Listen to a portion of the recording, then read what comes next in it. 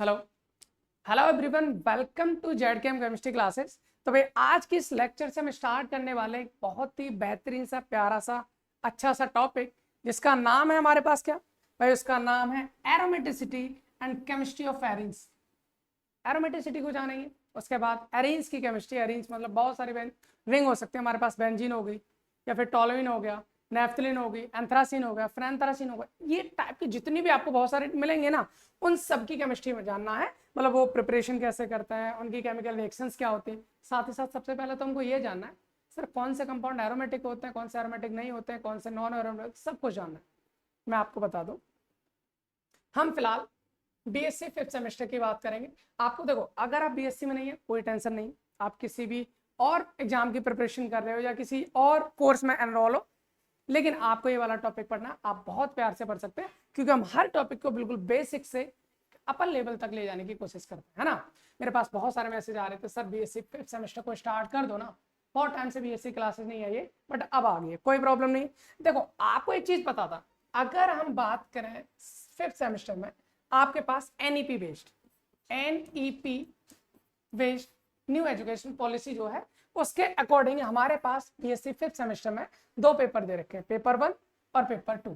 Sir paper 1 का नाम है ऑर्गेनिक सिंथेसिस ए, एक्चुअल में ए है इसका नाम, ऑर्गेनिक सिंथेसिस ए। और पेपर 2 का नाम है हमारे पास rearrangement and chemistry of group elements. Sir इनमें से कुछ यूनिट तो हम खत्म कर चुके हैं भाई, अगर आपको नहीं पता तो जाकर देख लो, और अगर आपको पता तो बहुत अच्छी बात है। इसका मतलब आप जाकर देख चुके होंगे फिफ्थ सेमेस्टर में हमने कौन कौन सी यूनिट को समाप्त कर लिया, ठीक है। चलिए यहाँ बात कर लेते हैं। हमारे पास दो है, ऑर्गेनिक सिंथेसिस को एनईपी ने दो पार्ट्स में डिवाइड कर रखा है, ऑर्गेनिक सिंथेसिस ए और organic synthesis B. Organic synthesis A आपको इस सेमेस्टर में पढ़ना, मतलब फिफ्थ सेमेस्टर में पढ़ना। जब सिक्स सेमेस्टर आएगा तो आप ऑर्गेनिक सिंथेसिस बी को पढ़ोगे, ठीक है। अच्छा, ऑर्गेनिक सिंथेसिस ए में हमारे पास 8 यूनिट दे रखी है।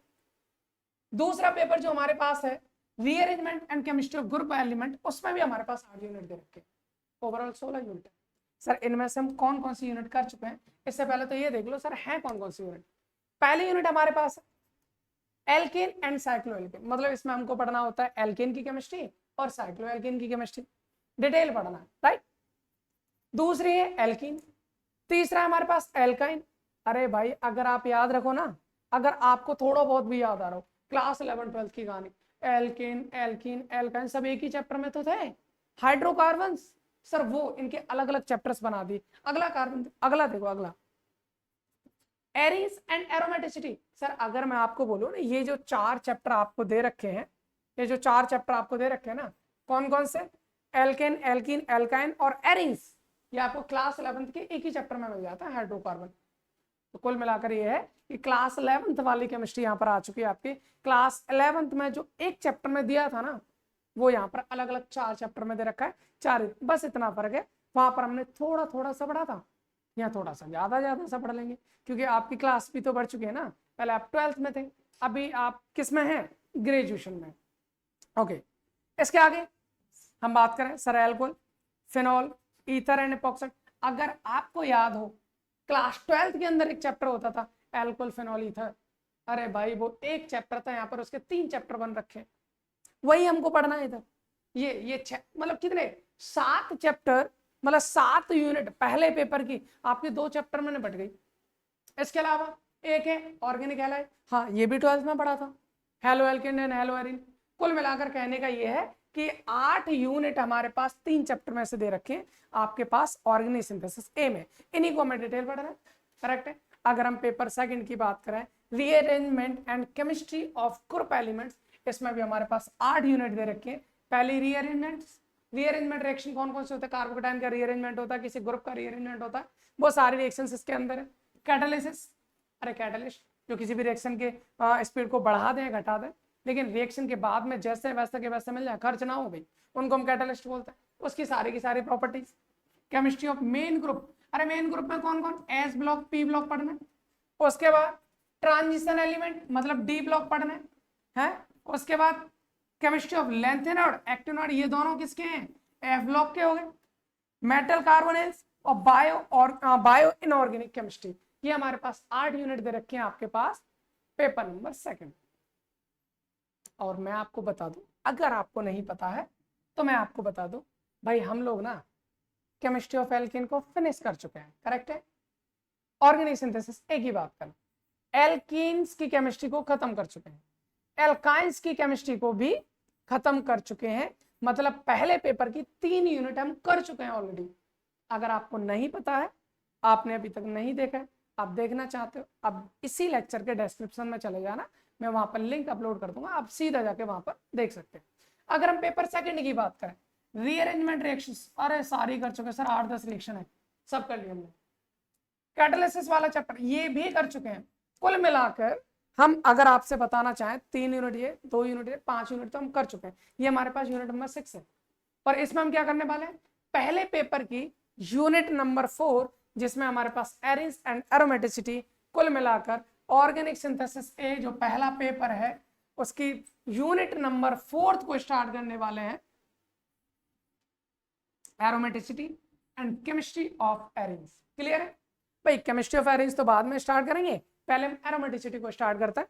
तो चलिए फिर स्टार्ट करते हैं हम आज का एरोमेटिसिटी। बहुत इंपॉर्टेंट टॉपिक है भाई, बहुत इंपॉर्टेंट टॉपिक है हमारे पास एरोमेटिसिटी, करेक्ट है। एरोमेटिसिटी क्लियर है।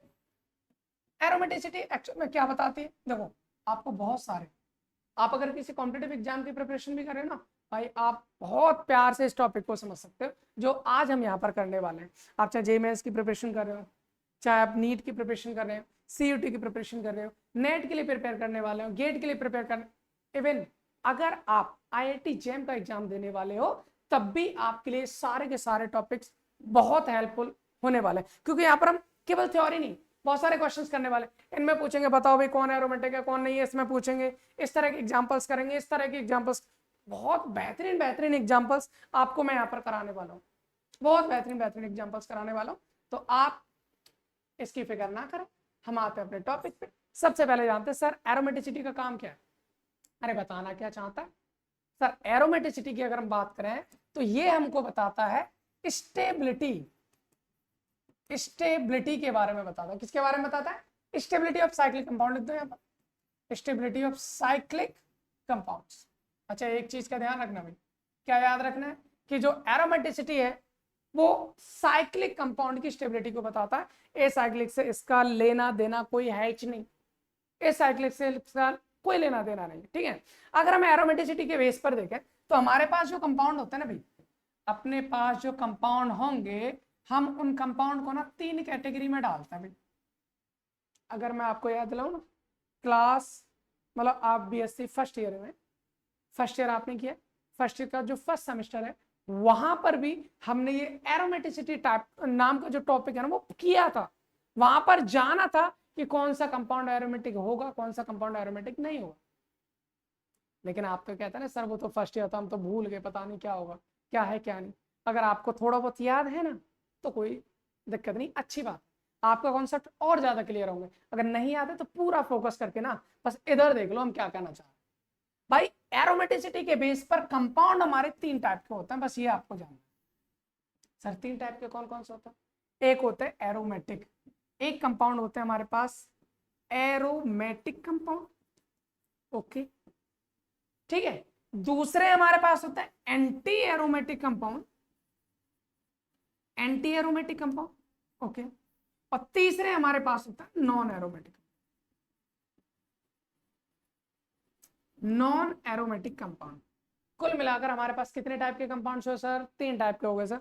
एक हो गया एरोमेटिक, दूसरा हो गया एंटी एरोमेटिक, तीसरा होगा नॉन एरोमेटिक। क्लियर है, बहुत आराम से, कोई प्रॉब्लम नहीं है सर, आसान चीजें हैं। अब हमको ये जान लिया sir aromatic, anti aromatic, non aromatic 3 type के हो गए। अगर यहीं पर मैं स्टेबिलिटी की बात करूं, मैं आपसे कहूं बताओ सर इन तीनों में से कौन ज्यादा स्टेबल होगा। अरे आपको मैं बता दूं सबसे ज्यादा, हम अभी जानेंगे कौन एरोमेटिक है, कौन एंटी एरोमेटिक है और कौन नॉन एरोमेटिक है। सबसे ज्यादा स्टेबल जो कंपाउंड होंगे हम उनको कहते हैं एरोमेटिक, उनसे कम स्टेबल होते हैं हमारे पास नॉन एरोमेटिक, नॉन एरोमेटिक, और सबसे कम स्टेबल हमारे पास होंगे एंटी एरोमेटिक, एंटी एरोमेटिक। अगर मैं आपको कहूं हम क्या कहना चाह रहे हैं सर, हम पता करना चाहते हैं इनकी स्टेबिलिटी के बारे में, तो हम आपको बता दें कि सबसे ज्यादा कौन सा कंपाउंड स्टेबल होगा। हमको ये बता दो सर, अगर सबसे ज्यादा स्टेबिलिटी की बात करें तो सबसे ज्यादा स्टेबल होता है हमारे पास कौन, एरोमेटिक कंपाउंड, उसके बाद होता है नॉन एरोमेटिक कंपाउंड, फिर होता है हमारे पास एंटी एरोमेटिक कंपाउंड। क्लियर है सर? आपने बताया एरोमेटिसिटी क्या बताती है सर, कंपाउंड की स्टेबिलिटी के बारे में बताती है, ठीक है ओके। कंपाउंड की स्टेबिलिटी, कौन से कंपाउंड, साइक्लिक कंपाउंड की स्टेबिलिटी के बारे में बताती है, ओके। फिर आपने कहा कि अगर साइक्लिक कंपाउंड की स्टेबिलिटी को देखना है तो साइक्लिक कंपाउंड 3 टाइप के होते हैं सर, कौन कौन से? ये कंपाउंड कौन से भाई, ये कौन से कंपाउंड की बात कर रहे हैं, ये कौन से कंपाउंड की बात कर रहे हैं? ये हम बात कर रहे हैं साइक्लिक कंपाउंड की, ठीक है ना, ये हम साइक्लिक कंपाउंड की बात कर रहे हैं। ये साइक्लिक कंपाउंड कितने टाइप के हो गए सर, 3 टाइप के, aromatic, anti aromatic, non aromatic. और इनमें सबसे ज्यादा स्टेबल कौन होता है, एरोमेटिक होता है, फिर उसके बाद नॉन एरोमेटिक होता है, फिर एंटी एरोमेटिक होता है। हमको कैसे पता चलेगा सर कौन एरोमेटिक है, कौन एंटी एरोमेटिक है, कौन नॉन एरोमेटिक है? उसके लिए यहां पर समझ लीजिए, या हम तीनों कंपाउंड्स की बात कर लेते हैं। यहां लिख लेता हूं मैं सबसे पहले एरोमेटिक कंपाउंड, या हम बात करेंगे एरोमेटिक कंपाउंड्स की। दूसरे नंबर पे हम बात करेंगे एंटी एरोमेटिक कंपाउंड की। तीसरे नंबर पे हम बात करेंगे नॉन एरोमेटिक कंपाउंड की, ठीक है। ये 3 चीजें हो गई हमारे पास। भाई देखो ये जो एग्जांपल्स मैं दिखा रहा था ना तुम्हें, इनमें से कुछ एरोमेटिक भी होंगे, कुछ एंटी एरोमेटिक भी होंगे, कुछ नॉन एरोमेटिक भी होंगे। अभी मैं आपको दे दूं, अरे आप घूम जाओगे, आपको पता ही नहीं चलेगा। आप कहेंगे सर अरे सर क्या पूछ रहे, इसमें से कुछ एरोमेटिक है, आपके दिमाग में तो एक ही चलता है सर, एक ही कंपाउंड एरोमेटिक होता ही है, ये हमारे पास बेंजीन हमारे पास एरोमेटिक है, इसके अलावा एरोमेटिक का पूछो पता ही नहीं। जिससे पूछे कोई एरोमेटिक कंपाउंड आता है, हाँ आता है, कौन है सर, बेंजीन। बेंजीन क्या एरोमेटिक होती है, बिल्कुल होती है। बाकी बाकी इनमें बताओ, अरे सर इनका नहीं पता। वो चीजें ही तो हम यहाँ पर जानने, वही चीजें तो हमको यहाँ पर जाननी है, कौन एरोमेटिक होगा कौन एरोमेटिक नहीं होगा। तो चलिए इधर आ जाता है। सबसे पहले हम कुछ कंडीशंस के लिए जानते हैं कि एरोमेटिक कंडीशंस कौन कौन से होती है, कौन कौन से कंपाउंड हमारे पास एरोमेटिक होते हैं। तो मैं आपको बता दूं भाई, आपको ना 3 चीजें याद रखनी है। 3 चीजें, कौन सी 3 चीजें? पहली चीज, एरोमेटिक कंपाउंड साइक्लिक होंगे, अरे बिना साइक्लिक के तो बात ही नहीं, अभी अभी पहले ही बोल चुके, एरोमेटिक कंपाउंड साइक्लिक। अच्छा, इसके अलावा जो एंटी एरोमेटिक है वो भी साइक्लिक होंगे सर, और जो नॉन एरोमेटिक है वो भी साइक्लिक होंगे। साइक्लिक में तो कोई प्रॉब्लम है नहीं, अपन को कोई भी प्रॉब्लम नहीं है, ओके। इसके अलावा एरोमेटिक की बात, ये प्लेनर होता है। कैसे होता है? प्लेनर। प्लेनर, अच्छा प्लेनरिटी कैसे पता करेंगे सर? कोई भी मॉलिक्यूल प्लेनर है कि नहीं, उसमें प्रेजेंट जितने भी बॉन्ड है ना, सारे के सारे बॉन्ड प्लेन में होने चाहिए, प्लेनर होना चाहिए, वही उसी को हम एरोमेटिक बोलेंगे। सर प्लेनर होने के लिए ना आपको हाइब्रिडेशन चेक कर लेना है, sp उम्मीद करता हूँ आपको आता होगा, उम्मीद करता हूँ कि मैं आपको आता होगा। ये भाई बहुत छोटी छोटी सी चीजें हैं, इसको हमने बड़े प्यार से रगड़ रगड़ के पढ़ा था, कौन सा sp हाइब्रिडेशन है, कौन सा sp2, कौन सा sp3, ये सारी चीजें पढ़ चुके हैं। अगर फिर भी नहीं आता ना तो मैं कोशिश कर लूंगा तुमने समझाने की, है ना। आगे देखो, एरोमेटिक साइक्लिक हो गए, प्लेनर हो गए। तीसरी चीज ये, अरे वाह, हकल्स रूल को फॉलो करते हैं। किसको करते हैं? हकल्स रूल को फॉलो करता है। ये मेन पॉइंट यही है हमारे पास। पहला साइक्लिक होंगे, ठीक है। दूसरा प्लेनर होंगे, ठीक है। तीसरा हकल्स रूल को फॉलो करते हैं। अब बात आती है सर क्या मतलब है हकल्स रूल का? हकल्स रूल कहता है भैया इनके पास ना पाई इलेक्ट्रॉन होने चाहिए। कितने पाई होने चाहिए? 4n+2 पाई इलेक्ट्रॉन होने चाहिए। आप कहेंगे सर 4n+2, n का मतलब क्या सर? n की वैल्यू कुछ भी हो सकती है। आप n की वैल्यू 0 कर दूं क्या हो जाएगी, 1 कर दूं क्या हो जाएगी, 2 कर दूं क्या हो जाएगी, 3 कर दूं क्या हो जाएगी, 4 कर दूं क्या हो जाएगी। n की वैल्यू कितने, अरे कितनी भी कर लो कोई फर्क नहीं पड़ता, नीचे तक जाता है। आप सोचो अगर मैं n की वैल्यू 0 रखता हूँ, n की वैल्यू 4 × 0 0 होगा, 2 पाई इलेक्ट्रॉन्स आ जाएंगे। कितने आ जाएंगे? 2 पाई इलेक्ट्रॉन्स, करेक्ट है। अगर मैं n की वैल्यू यहाँ पर 1 रखता हूँ, 4 × 4 + 2 6 हो जाएंगे, 6 पाई इलेक्ट्रॉन हो जाएंगे, ओके। अगर मैं यहाँ पर 2 रखता हूँ, 2 4 8 + 2 10 पाई इलेक्ट्रॉन्स, ओके। आगे करोगे 14 पाई इलेक्ट्रॉन्स, आगे करोगे 18 पाई इलेक्ट्रॉन्स, आगे करोगे 22, अरे 4 का डिफरेंस आ रहा है, 4 का डिफरेंस आ रहा है। सोचो 2 4 छोड़ो 6, फिर 4 छोड़ो 10 14 18 22, समझ में आ रहा है? कुल मिलाकर कहने का क्या है, आपको ये 4 का डिफरेंस करना है, केवल 4 का डिफरेंस। और ये सारी की सारी इवन नंबर है, सारे के सारे सम संख्या है, इवन नंबर है, लेकिन कोई भी 4 से डिवाइड नहीं होगा। कुल मिलाकर अगर ऐसा है एरोमेटिक होगी, खत्म कहानी। बस रे बस, हमको यही जानना था और कुछ नहीं जानना इसका, बाकी सारी चीजें हम जान लेंगे। बस इसमें एक चीज ध्यान रखनी, इसमें कॉन्जुगेशन प्रॉपर वे में होगा, ठीक है। आगे चलता है एंटी एरोमेटिक की कहानी। सर एंटी एरोमेटिक कहता है साइक्लिक होगा, ठीक है। दूसरी बात भैया प्लेनर भी होना चाहिए, प्लेनर भी होना चाहिए, ठीक है। प्लेनर हो, प्लेनर के लिए क्या करना है, sp या फिर sp2 हाइब्रिडेशन होना चाहिए। ओके आगे तीसरी कहानी। सर यहाँ पर जैसे ये 4n+2 पाई इलेक्ट्रॉन को फॉलो कर रहा था ना, एंटी एरोमेटिक होने के लिए केवल 4n पाई इलेक्ट्रॉन होने चाहिए। कितने होने चाहिए, 4n पाई इलेक्ट्रॉन होने चाहिए। मतलब n की वैल्यू अगर मैं सर 0 करूँ तो ये तो 0 हो जाएगा, तो 0 तो होती नहीं। n की वैल्यू 1 करोगे तो कितना हो जाएगा, 4 पाई इलेक्ट्रॉन्स। n की वैल्यू 2 करोगे तो हो जाएगा 8 पाई इलेक्ट्रॉन्स। n की वैल्यू 3 करोगे तो हो जाएगा कितना, 12 पाई इलेक्ट्रॉन्स। n की वैल्यू 4 करोगे तो कितना हो जाएगा, अपना हो जाएगा 16 पाई इलेक्ट्रॉन्स।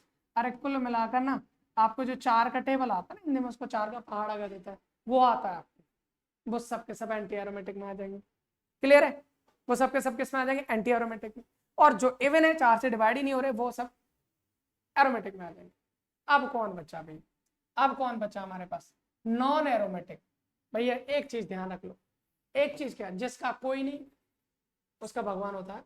अरे भगवान तो होता है, साथ के साथ इनमें अगर हम बात करें एरोमेटिक और एंटी एरोमेटिक में नॉन एरोमेटिक, जो ना तो एरोमेटिक ना ही एरोमेटिक, वो नॉन एरोमेटिक, खत्म कहानी। बस इतना ही जानना, इसके अलावा कुछ नहीं जानना। अरे जो एरोमेटिक की कंडीशंस को फॉलो कर रहा है वो एरोमेटिक डाल दो, जो एंटी एरोमेटिक कंडीशन को फॉलो कर रहा है वो एंटी एरोमेटिक में डाल दो, और जो दोनों में से किसी की सुन ही नहीं रहा सर, वो हमारे पास नॉन एरोमेटिक हो जाए। क्लियर है, सिंपल है, कोई प्रॉब्लम नहीं। चलिए अब हम करते हैं थोड़े से क्वेश्चंस, और उम्मीद करते हैं आपको समझ में आएगा। अच्छा इसमें एक चीज, अरे भाई ये तो क्वेश्चन से समझना है, पायलट क्वेश्चन निकालने आते हैं, मैं भी तुमसे क्या पूछ रहा हूँ भाई, रिकॉर्डेड क्लास है, मैं तुमसे पूछ रहा हूँ पायलट इलेक्ट्रॉन निकालने आते हैं कि नहीं आते। जिसको आते हैं वो अच्छी चीज़ है, और जिसको नहीं आते बहुत गलत बात है, अरे बहुत गलत बात है। अब कैसे समझाऊँ तुम्हें, ऐसे समझो, चलो पाई इलेक्ट्रॉन्स कैसे निकालने, भाई पाई इलेक्ट्रॉन्स काउंटिंग आपको आनी चाहिए, पाई इलेक्ट्रॉन की काउंटिंग आपको आनी चाहिए। भाई एक चीज ध्यान रखना, सिंगल बॉन्ड होता है, एक डबल बॉन्ड होता है, एक ट्रिपल बॉन्ड होता है, ठीक है। सिंगल बॉन्ड को सिग्मा बॉन्ड कहते हैं, डबल में एक सिग्मा होता है एक पाई होता है, ट्रिपल में एक सिग्मा होता है दो पाई होते हैं। अगर मैं यहाँ से पाई इलेक्ट्रॉन्स की बात करूं तो आप क्या कहोगे, सर इसमें तो 0, अरे पाई बॉन्ड ही नहीं है, पाई इलेक्ट्रॉन्स कहां से आएंगे। यहाँ पाई इलेक्ट्रॉन कितने आएंगे, 2 पाई इलेक्ट्रॉन। आपने सर पाई बॉन्ड तो एक ही है, अरे भाई एक बॉन्ड जो होता है ना वो 2 इलेक्ट्रॉन से मिलकर बना होता है, ये ध्यान रखना। एक बॉन्ड कितने इलेक्ट्रॉन से मिलकर, 2। अब 2 इलेक्ट्रॉन से मिलकर बना तो सर एक बॉन्ड एक पाई है, 2 पाई इलेक्ट्रॉन हो गए। यहाँ पर तो 2 पाई बॉन्ड है ना, पाई इलेक्ट्रॉन्स कितने हो गए, 4 पाई इलेक्ट्रॉन्स। खत्म, अरे खत्म, कोई प्रॉब्लम नहीं। देखना क्या है, बस देखना एक ही चीज है कि सर हमारे पास जितने पाई बॉन्ड हो उतने पाई इलेक्ट्रॉन्स हो गए, खत्म करने। इसके अलावा अरे नोट तो यही है हमारे पास, इसके बिना तो कहानी खत्म हो जाएगी। तुम CH2 double bond CH2, sir pi electron कितने, 2 पाई इलेक्ट्रॉन है, कोई प्रॉब्लम नहीं। CH2 double bond CH single bond CH2, यहां लगा दिए नेगेटिव, प्लस लगाओ पहले, कितने pi electron sir, 2 pi electron. क्यों, अरे एक पाई बॉन्ड है, एक पाई प्लस का मतलब तो खाली कहानी कुछ है ही नहीं है, तो यहाँ पर एक पाई बॉन्ड था, एक पाई बॉन्ड था, पाई इलेक्ट्रॉन कितने हो गए, 2। एक और question, CH2 double bond CH single bond CH2, और यहाँ पर आ गया नेगेटिव। पाई इलेक्ट्रॉन कितने सर, 2 पाई इलेक्ट्रॉन। लिख लो और फिर इसको काट दो। लिख के कटवा रहे हो मतलब, अरे लिख के कटवा रहे मतलब ये, अगर आप इसको एग्जाम में गलत करोगे मार्क्स कट जाएंगे। यहां पर गलत करके लिख लो, आगे बोलोगे अपने नोट्स में कर लेना। अरे इसमें 2 पाई इलेक्ट्रॉन्स होते नहीं, इसमें कितने इलेक्ट्रॉन होते हैं, 4 पाई इलेक्ट्रॉन इसका राइट आंसर है। कैसे कैसे, जरा ऐसे सुनो। हमको एक चीज पता है, रेजोनेंस का नाम सुना है ना, बहुत प्यार से पढ़ा होता है। ये नेगेटिव, अरे नेगेटिव में 2 इलेक्ट्रॉन है, और ये दोनों इलेक्ट्रॉन अगर यहाँ पर आएंगे तो दोनों इलेक्ट्रॉन मिलकर एक बॉन्ड बना सकते हैं। अगर ये वाला इलेक्ट्रॉन यहाँ के बॉन्ड बनाएगा तो ये वाला बॉन्ड कहाँ टूट जाएगा, आगे की तरफ। भाई ये रेजोनेटिंग स्ट्रक्चर दिखाता है, और रेजोनेटिंग स्ट्रक्चर की वजह से ये CH2 जब बॉन्ड इधर टूटा तो इधर नेगेटिव आ गया, यहाँ बचा सिंगल बॉन्ड, यहाँ पर है CH, इसने आकर यहाँ पर बना दिया डबल बॉन्ड। तो कहने का मतलब क्या सर, ये 2 इलेक्ट्रॉन पाई बॉन्ड बना रहे थे, ये तो पाई इलेक्ट्रॉन नहीं, ये नेगेटिव भी तो कॉन्जुगेशन में आके पाई बॉन्ड बना रहा है ना, तो इसको भी तो हम पाई इलेक्ट्रॉन की तरह बोलेंगे। तो 2 इसके हो गए, 2 इसके हो गए, टोटल कितने हो गए 4 पाई इलेक्ट्रॉन्स। आई होप आपको समझ में आ रहा हो, पाई इलेक्ट्रॉन काउंटिंग समझ में आ गई होंगी, इसमें आपको कोई समस्या नहीं होनी चाहिए भाई, मुझे भी नहीं होनी चाहिए, ठीक है, क्योंकि बहुत सारे क्वेश्चंस मैंने लिख रखे हैं, वो भी आज ही के लेक्चर में हमें सॉल्व कराने, तो हम थोड़ा सा आगे बढ़ते हैं, ठीक है, क्लियर है, पाई इलेक्ट्रॉन काउंटिंग समझ में आ गई, ओके। इसके अलावा और क्या जरूरत पड़ने वाली है, पाई इलेक्ट्रॉन्स काउंटिंग कर लोगे, ओके। इसके अलावा साइक्लिक तो हम देख के बता देंगे ना, कोई दिक्कत नहीं उसको। प्लेनर, अब हाइब्रिडाइजेशन, अरे चलो ठीक है, हाइब्रिडाइजेशन का भी देखते हैं। हाइब्रिडाइजेशन भाई मैं टोटल नहीं बता रहा हूँ, मैं टोटल बिल्कुल नहीं बताऊंगा, लेकिन मैं उतना बता दूंगा जितना आपका काम चल रहा है, क्लियर है, उतना बता दूंगा जितना आपका काम चलना है। भाई एक चीज ध्यान रखना, एक चीज ध्यान रखना, ट्रिक से बता रहा हूँ, ट्रिक से बता रहा हूँ। अगर कोई कार्बन है हमारे पास, इस कार्बन के पास कोई ट्रिपल बॉन्ड आ गया, सर इसका हाइब्रिडाइजेशन एसपी हो जाएगा, याद रखो एसपी। अगर कोई कार्बन है उस पर डबल बॉन्ड आ रहा है, इसका sp2 क्या हो जाएगा sp2। हाँ एक और चीज, अगर कोई कार्बन है जिस पर 2 डबल बॉन्ड आ रहे हैं, सर वो भी sp, इसको ध्यान रखना, एक ट्रिपल बॉन्ड वाला भी sp और 2 डबल बॉन्ड वाला भी sp। अरे ऐसे देखो, इसमें 2 पाई आ रहे हैं ना, बिल्कुल इसमें 2 पाई बॉन्ड आता है, इसमें भी 1 पाई इधर से 1 पाई 2 पाई इसके पास में, इसलिए sp हो गया। कॉन्सेप्ट में मत जाओ, फिलहाल समझ लो, एक ट्रिपल बॉन्ड आ रहा है तो sp है, और 2 डबल बॉन्ड आ रहे हैं तब भी sp है। इसके अलावा क्या है, डबल बॉन्ड किसी भी कार्बन पे आता है वो sp2 होता है, ओके। इसके अलावा क्या ध्यान रखना, अगर कहीं पर डबल बॉन्ड है, अगर कहीं डबल बॉन्ड है उसके अगले कार्बन पे नेगेटिव है, अरे अगले कार्बन पे नेगेटिव है, देखो अगले कार्बन पे नेगेटिव है भाई, ये भी तो डबल बॉन्ड बना लेता है ना, बिल्कुल ये डबल बॉन्ड बनाता भाई। आपसे पूछा कार्बन के नेगेटिव वाले पे क्या है, ये भी sp2 होता है, ध्यान रखना ये भी क्या होगा sp2। लेकिन एक चीज, अगर कहीं नेगेटिव लगा हुआ है अकेला और उसके अगले वाले कार्बन पर डबल बॉन्ड है ही नहीं, इस केस में इसको हम क्या बोलेंगे, इस केस में हम इसको sp3 बोलेंगे, याद रखना है, ये बहुत इंपॉर्टेंट चीज है। जिस कार्बन पे नेगेटिव लगा है उसके अगले कार्बन पर अगर डबल बॉन्ड है तभी वो sp2 है, वरना तो sp3 रहेगा। कहीं कार्बन पे पॉजिटिव आ गया वो sp2 रहेगा। और मुझे लगता है बाकी किसी की जरूरत है नहीं। अगर कोई कार्बन ऐसा है जिस पर सारे के सारे सिंगल बॉन्ड है, कोई डबल है ही नहीं, कोई ट्रिपल है ही नहीं, कोई नेगेटिव नहीं है, कोई पॉजिटिव नहीं है, सर ये sp3 होगा, इसको sp3 की कैटेगरी में डाल दो। कंक्लूजन बताएं, सर हमको क्या देखना है, हमको 2 चीजें देखनी है, एक sp, दूसरा sp2। sp या sp2 कोई भी हो, दोनों में से काम चल जाएगा। sp वाले की ध्यान में डालो, क्या है सर sp क्या, ट्रिपल बॉन्ड है, sp में डालो, ठीक है, अपने काम का है। 2 डबल बॉन्ड आ गए, काम का है। 1 डबल बॉन्ड आ रहा है, काम का है। अगर कोई निगेटिव आ रहा है वो कॉन्जुगेशन में, डबल बॉन्ड के साथ कॉन्जुगेशन में, तो वो भी हमारे के पास काम का है। पॉजिटिव आ रहा है वो भी काम का है। अच्छा काम का है कौन नहीं, अरे जो काम का नहीं उसको बाहर निकाल दो, काम आसान है। अगर कहीं सारे का सारे सिंगल बॉन्ड है, कोई ना कोई डबल ना कोई ट्रिपल ना कोई पॉजिटिव नेगेटिव, उसको बाहर निकालो, वो हमारे काम का है नहीं, और वो हमेशा हमारे लिए दिक्कत पैदा करेगा। कुल मिलाकर sp3 नहीं होना चाहिए, क्लियर है।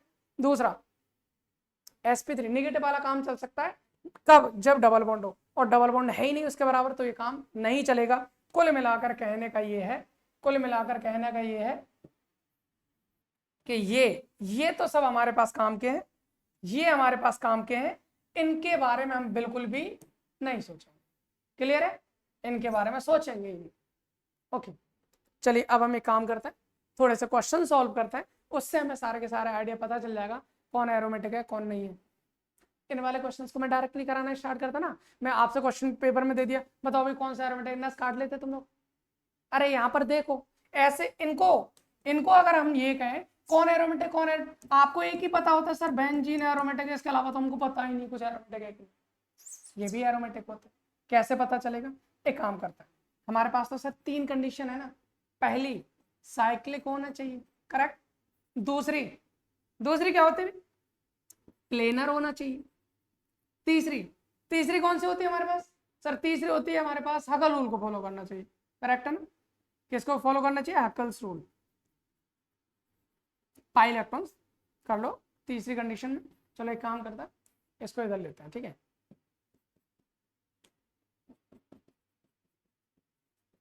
हकल्स रूल को फॉलो करना चाहिए, करेक्ट है।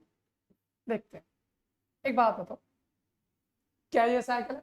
अरे आराम से साइकिल है सर, कोई प्रॉब्लम नहीं। क्या ये प्लेनर है? सर देखना पड़ेगा। देखो कैसे देखोगे सर, डबल बॉन्ड sp2 हमको चाहिए, डबल बॉन्ड sp2 हमको चाहिए। यहाँ ना कोई डबल है, ना कोई ट्रिपल है, ना कोई पॉजिटिव का नेगेटिव। अरे सर ये तो sp3 हो गया, और हमको sp3 नहीं चाहिए, और नहीं चाहिए तो ये तो है ही नहीं, तो बाकी देखने की जरूरत ही नहीं है, बाकी कुछ देखने की जरूरत नहीं है सर। सीधा सीधा हम बोल देंगे ये ना तो एरोमेटिक, अरे एरोमेटिक और नॉन एरोमेटिक होने के लिए, एरोमेटिक और नॉन एरो सॉरी एरोमेटिक और एंटी एरोमेटिक होने के लिए साइक्लिक प्लेनर दोनों चाहिए। ये तो प्लेनर ही नहीं, समझ में आ रहा है? साइक्लिक प्लेनर चाहिए। अगर 4n + 2 पाई है तो एरोमेटिक, और 4n है तो हमारे पास एंटी एरोमेटिक। बाकी सबको एक में डाल दो नॉन एरोमेटिक। तो पहले ही हमारे पास क्या निकला है? नॉन एरोमेटिक निकला है। सर ये कौन हो गया हमारे पास? Non aromatic. Na लिख देता हूं मैं, ठीक, नॉन एरोमेटिक, प्लेनर ही नहीं है भैया। चलो आगे देखो, साइक्लिक है, बिल्कुल है। हाइब्रिडेशन चेक करो, double bond sp2, double bond sp2।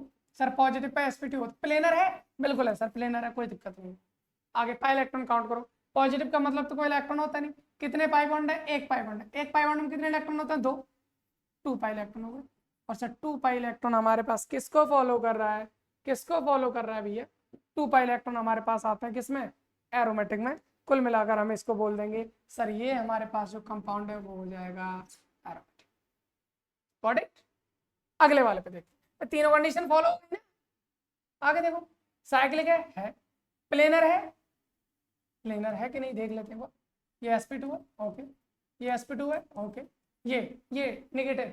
Sir negative में कंफ्यूजन था, क्या था कि ये sp3 भी होता है और sp2 भी होता है। sp3 अगर उसके पास वो अकेला है या आगे कोई सिंगल बॉन्ड ही है, कोई डबल या ट्रिपल नहीं है, तो वो sp3 होगा। लेकिन उसके अगले कार्बन में डबल बॉन्ड आ गया तो वो sp2 होगा। मैंने बोला था सर इसका अगला कार्बन ये, इस पर डबल बॉन्ड है, हाँ जी सर, ये भी sp2 है, इसका मतलब ये प्लेनर है। पाई इलेक्ट्रॉन काउंट कर लो, 2 पाई इलेक्ट्रॉन ये, क्योंकि ये नेगेटिव इधर जाएगा तो पाई इलेक्ट्रॉन काउंट होगा, 2 और 2 कितने हो गए? 4। सर 4 पाई इलेक्ट्रॉन्स हो गए, और 4 पाई इलेक्ट्रॉन किस में आते हैं? 4 से डिवाइड हो रहा है, हाँ सर एंटी एरोमेटिक में आ जाते हैं। एक बार जाके देख लो, तो ये हो जाएगा हमारे पास एंटी एरोमेटिक। आई होप आपको ये चीजें क्लियर होंगी। अगर मैं आपसे इनमें स्टेबिलिटी की बात करूं, सर कौन ज्यादा स्टेबल होगा, which one is more stable among these 3 compounds, तो हमने कहा सर कौन ज्यादा स्टेबल होता है? कौन ज्यादा स्टेबल होता है भैया? अगर मैं इसको मान लो इसको मैं ए नाम दे देता हूँ, इसको मैं बी नाम दे देता हूँ, इसको मैं सी नाम दे देता हूँ, और आपसे पूछता बताओ स्टेबिलिटी किसकी ज्यादा होगी ए बी सी में, हमको बता दो, तो हम क्या कहेंगे? सर एरोमेटिक सबसे ज्यादा स्टेबल होता है। कौन एरोमेटिक? एरा, बी सबसे ज्यादा स्टेबल। उसके बाद कौन था? एंटी एरोमेटिक को सबसे लास्ट में डालो। एंटी एरोमेटिक कौन है? हाँ ये रहा एंटी एरोमेटिक, सी सबसे लास्ट में आ जाएगा। उससे पहले कौन आ जाएगा? B, sorry A. BAC is the correct answer of stability. I hope इतनी बात क्लियर होगी। तो इस तरह से आप स्टेबिलिटी को यहाँ से निकाल सकते हो कि ये जो 3 कंपाउंड थे, कौन एरोमेटिक है, कौन एंटी एरोमेटिक, कौन नॉन एरोमेटिक, वो निकालो, उसके बाद उनको स्टेबिलिटी के ऑर्डर में लगा दो। ओके, अब हम यहाँ पर हमारे बहुत सारे क्वेश्चंस ले रखे हैं, आपको बताना है कौन हमारे पास एरोमेटिक है कौन सा नहीं है। पहली बात, साइक्लिक है। दूसरी बात, क्या ये प्लेनर है? सर ये sp2, ये भी sp2, ये अरे ये तो sp3 हो गया, ये भी sp3 हो गया। सर ये प्लेनर नहीं है, नॉन एरोमेटिक, खत्म।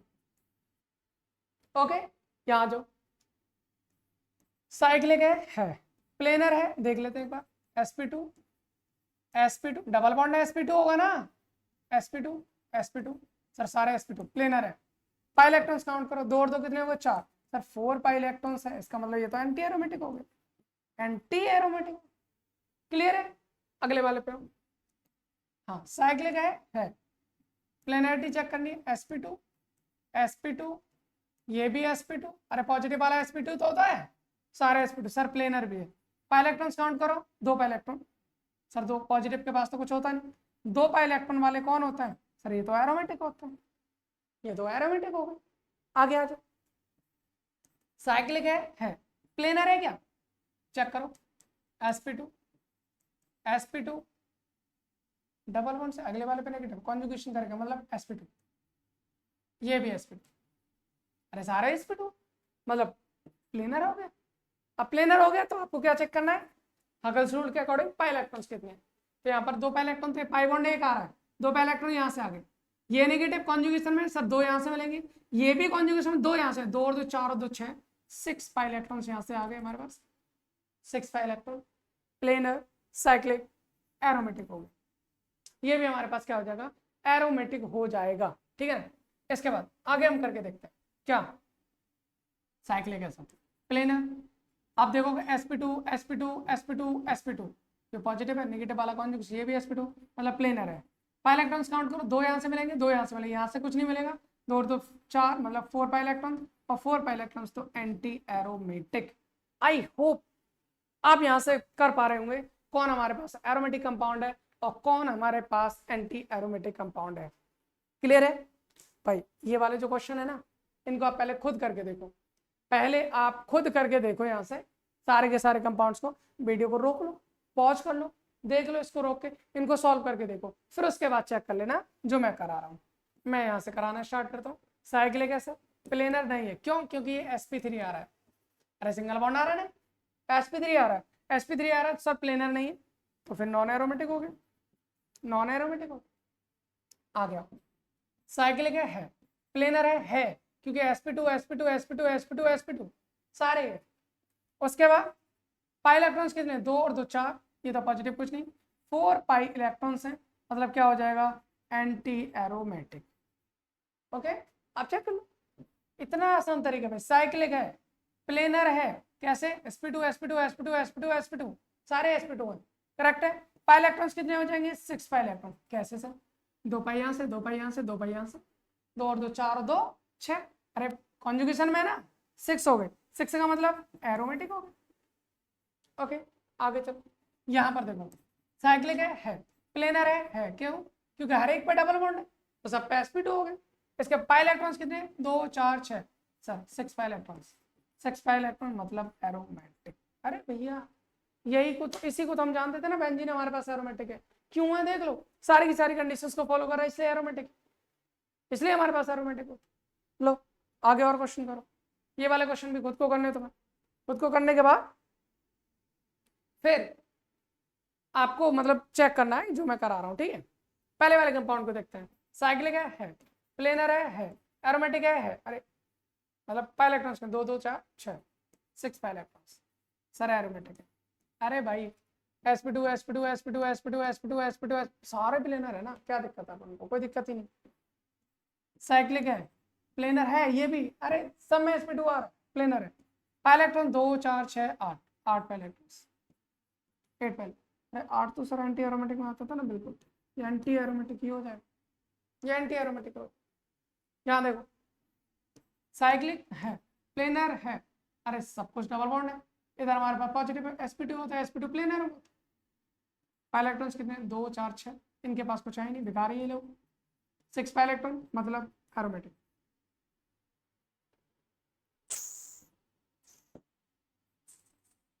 स्टार मार्क कर लो ये वाला question, exception west, star mark करके एक्सेप्शन वेस्ट कर लेना, क्योंकि यहाँ पर आप गलती करने के चांसेस बहुत ज़्यादा है। आप करोगे साइक्लिक है, आप कहोगे प्लेनर है, आप कहोगे यहाँ पर पाई इलेक्ट्रॉन्स के 2 4 6 8 8 पाई इलेक्ट्रॉन्स हैं, आप इसको झट से बोल दोगे सर ये एंटी एरोमेटिक है, लेकिन ये नहीं है, ये एंटी एरोमेटिक नहीं है। The reason is that, reason क्या है इसका, ये हमारे पास नॉन प्लेनर होता है।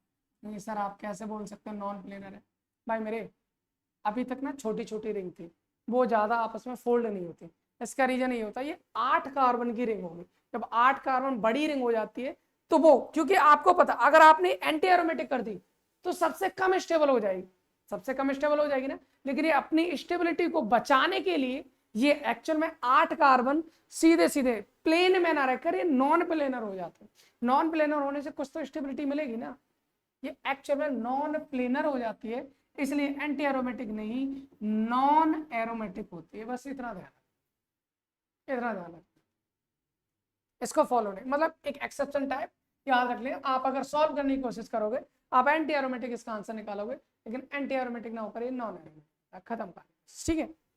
ये एक्सेप्शन बेस आपको याद रखना है। इसमें देखो भाई, अगर इसमें बात करते हैं, ये बहुत अच्छा क्वेश्चन है, इसको हम पायरोल कहते हैं। इसे क्या कहते हैं? पायरोल इसका नाम होता है, इसका नाम फ्यूरान होता है, इसका नाम थायोफिन होता है, थायोफिन होता है। इसमें तो नहीं, शायद अगली यूनिट में हेट्रोसाइक्लिक कंपाउंड्स हैं, उनमें हमको इनको पढ़ना, तो बहुत इंपॉर्टेंट केमिस्ट्री होती है इसके हमारे पास, तो उसको हमें सारी चीज़ें कवर करनी है, ठीक है। इनमें देखते पहले, सर ये साइक्लिक हैं, प्लेनर हैं, कैसे भाई? एक चीज़ ध्यान रखना, ये भी तो 2 इलेक्ट्रॉन है ना, और ये 2 इलेक्ट्रॉन है, तो ये भी कॉन्जुगेशन में जा सकते हैं, और कॉन्जुगेशन में जा सकते हैं तो ये भी डबल बॉन्ड को बना सकते हैं, तो ये भी sp2 होगा, इसलिए प्लेनर है। sp2 sp2 sp2 sp2 sp2। Okay, इसके बाद क्या है? पाई इलेक्ट्रॉन्स कितने हो गए? 2 और 2 4 और 2 6। लोन पेयर को भी काउंट करेंगे, 6 हो गए। 6 हो गए तो हमारे पास ये भी क्या हो जाएगा सर? एरोमेटिक, ठीक है। ये भी क्या हो जाएगा हमारे पास? एरोमेटिक। अगर मैं इसकी बात करूं, ये भी एरोमेटिक, इसकी बात करूं, ये भी एरोमेटिक। क्यों? यहाँ साइक्लिक है, प्लेनर है, यहाँ पर 6 पाई इलेक्ट्रॉन, 2 4 6, इनमें से एक ही पाई इलेक्ट्रॉन को लोन पेयर काउंट करेंगे, दूसरे को काउंट नहीं करेंगे। इसमें भी एक को काउंट करेंगे, दूसरे को काउंट नहीं करेंगे। इसका रीजन हम अगले लेक्चर में जानने वाले हैं कि कौन से लोन पेयर हमारे पास, जब हम पैरिडीन पढ़ेंगे तब वहाँ पर हम जानेंगे कि कौन सा लोन पेयर हमारे पास कॉन्जुगेशन में पार्टिसिपेट करता है, कौन सा नहीं करता है। तो अभी आपके लिए जान लो, एक ही काउंट करना है आपको, तो यहाँ से हमारे पास क्या हो जाएंगे? 6 पाई, ये भी हमारे पास एरोमेटिक हो जाएगा इनमें। हाँ, ये हमारे पास लास्ट 3 क्वेश्चन हो रहे हैं, इनको भी जानते हैं। अरे बेंजीन को तो पहले जान चुके ना, ये तो एरोमेटिक है, इसमें कोई दिक्कत है नहीं, इसको हम बेंजीन कहते हैं, इसको हम क्या कहते हैं? बेंजीन कहते हैं। तो ये तो एरोमेटिक है, इसमें कोई दिक्कत नहीं। ये नेफ्थलीन होता है हमारे पास, साइक्लिक है, ये प्लेनर है। कैसे प्लेनर सर? हर कार्बन पे देखो sp2 हाइब्रिडेशन नजर आए, सब पे तो प्लेनर हो। पाई इलेक्ट्रॉन्स के 2 4 6 8 10 सर 10 पाई इलेक्ट्रॉन्स, और 10 पाई इलेक्ट्रॉन्स है, तो ये भी हमारे पास एरोमेटिक हो। पहले जैसी कहानी, पहले जैसी कहानी, स्टार मार्क करते, एक्सेप्शन बेस्ड। एक्सेप्शन नहीं है, उसकी खुद की मजबूरी होती है, खुद की क्या होती है? मजबूरी होती है। लेकिन आपको एक्सेप्शन बेस्ड मान लेते हो तुम कहते हो सर ये तो एक्सेप्शन आ गया, कहाँ से आ गया पता नहीं, पूछना क्या चाह रहे थे, हमारे अकॉर्डिंग कुछ आ रहा आंसर, अभी ये तो एक्सेप्शन ही हुआ। लेकिन भाई उससे भी पूछ लो, वो ऐसा कर क्यों रहा है? उसकी मजबूरी होती है, उसको स्टेबल हो। आप लोगों को तो स्टेबिलिटी चाहिए ना, आप लोगों को भी स्टेबिलिटी चाहिए, उनको भी चाहिए भी है, अपनी स्टेबिलिटी के लिए वो कुछ भी कर जाते। हमारे अकॉर्डिंग आंसर कितना आना चाहिए? हम कहेंगे सर साइक्लिक है, हम कहेंगे साइक्लिक है, हम कहेंगे प्लेनर है, हम कहेंगे सर 2 4 6 8 10 10 पाई इलेक्ट्रॉन्स हैं, और हम आंसर क्या निकाल देंगे? हम कहेंगे सर ये हो गया हमारे पास एरोमेटिक। लिख लो, पहले लिख लो, उसके बाद काट। अच्छा, लिख के काटने से पता है एक चीज याद होती, हमारे पास नोट्स बने होते और हमने लिखा, उसको गलती की, उसको काट लो आराम से, बड़े प्यार से काटो। मैं तो कह रहा हूँ रंगीन पेन से काटो, ताकि आपको जब भी उनको रिवाइज करो ना, सबसे पहले वही दिखे, और जिंदगी में वापस से उस क्वेश्चन पर कभी भी गलती ना हो। स्ट्रेटजी एग्जाम हैक बोलते हैं, बताएंगे अभी आगे, चलो सिखाएंगे। भाई यहां पर है क्या? एक्चुअल में पहले वाली कहानी, क्या कहानी पहले वाली? साइक्लिक है, लेकिन ये नॉन प्लेनर है। क्या है ये?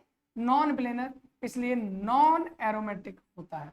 आपने सर नॉन प्लेनर का एक होगा, नॉन प्लेनर इसलिए है, नॉन प्लेनर इसलिए, जरा देखो, जरा देखो इसको कि ये नॉन प्लेनर किस लिए है।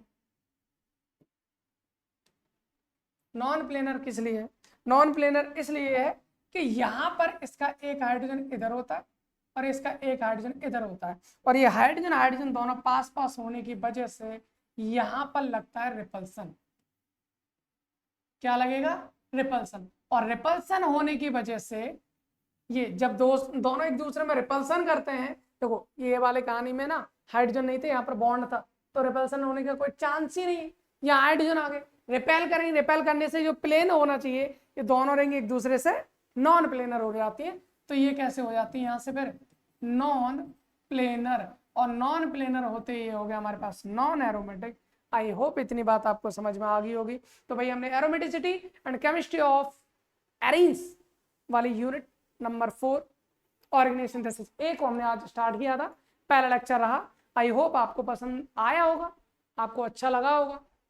बहुत सारे ढेर सारे क्वेश्चंस करें, क्योंकि आपको बीएससी के बाद कंपटीशन एग्जाम्स में जाना ही है, सीयूटी देना है, नेट देना है, गेट देना है, आईटी जैम का पेपर देना है, भाई जिसको भी देना है मैं आपको बता रहा हूँ बहुत हेल्पफुल लेक्चर्स रहने वाले हैं, क्योंकि मैं उसी लेवल के क्वेश्चंस आपको कराने की कोशिश करूंगा जो बिल्कुल लो लेवल से आपको पकड़े और हाई लेवल तक बिल्कुल छोड़ दें, आप एग्जाम में कोई प्रॉब्लम ना हो। ठीक है, चलो फिर मिलते हैं आपको अगले लेक्चर में एक नई एनर्जी, नई कॉन्सेप्ट, नई टॉपिक्स के साथ। फिलहाल इस लेक्चर को यहीं समाप्त करते हैं और आपसे एक उम्मीद जरूर करना चाहते हैं, अगर सीरीज स्टार्ट हो चुकी है भाई यार, मतलब समझ रहे हो ना क्या कहना चाह रहा हूँ, लेक्चर को शेयर जरूर करना ताकि लोगों तक पहुंचना। लोग आप लोग देखोगे ना तभी तो मेरे को अच्छा लगेगा ना लेक्चर शूट करने में, वरना आप लोग देखोगे नहीं तो मुझे क्या कैसे करूँगा।